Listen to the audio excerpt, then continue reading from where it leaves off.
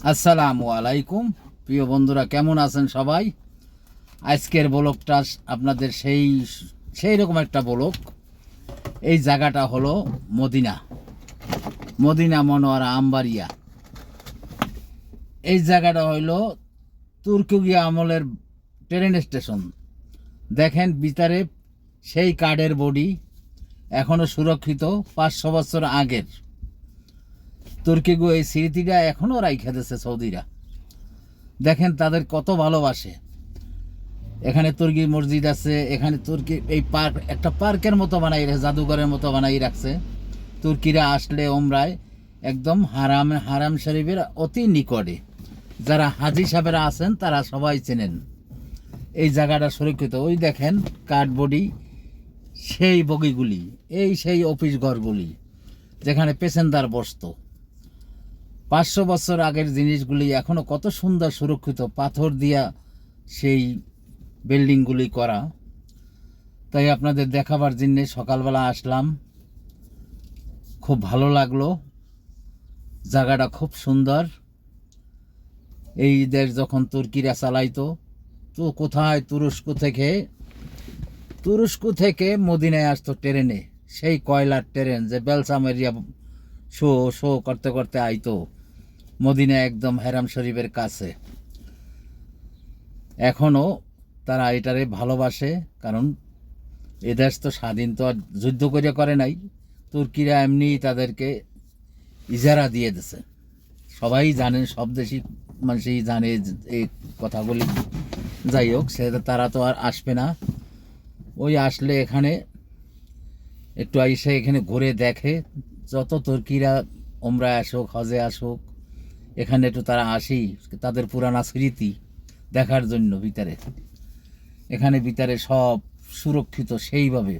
সেই আদি যুগের সেই বগি, এই আদি যুগের সেই মেশিন যেগুলো কয়লায় চলতো, ওই একইভাবে আছে এখানে সুরক্ষিত।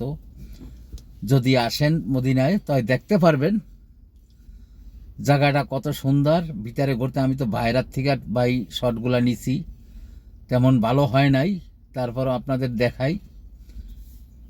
এটা জায়গাটার নাম হয়েছে আমবাড়িয়া, একেবারে মদিনার গা ঘেঁষা, মদিনার সাথেই।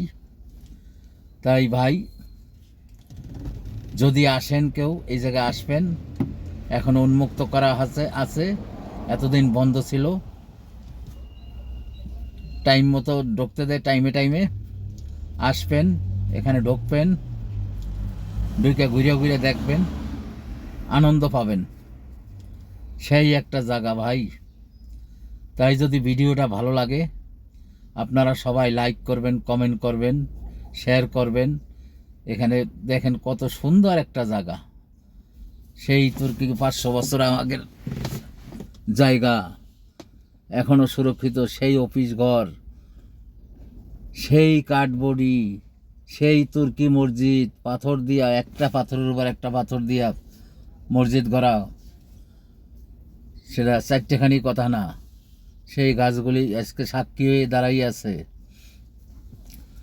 এখানে সব সুরক্ষিত আছে। ওই যে বগি দেখেন, কাঠ বগি, লোয়ার অ্যাঙ্গেল দেওয়া, পুরাটাই কাঠ।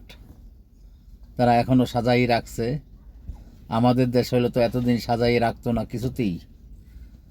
এদেশের এই একটা মানবতা দেখলাম, খুব সাজাই রাখছে পরিপাটিভাবে। তাই আমার কাছে খুব ভালো লাগলো, তাই ভিডিওটা করলাম। আপনার কাছে ভালো লাগলে আপনারা লাইক, শেয়ার, ফলো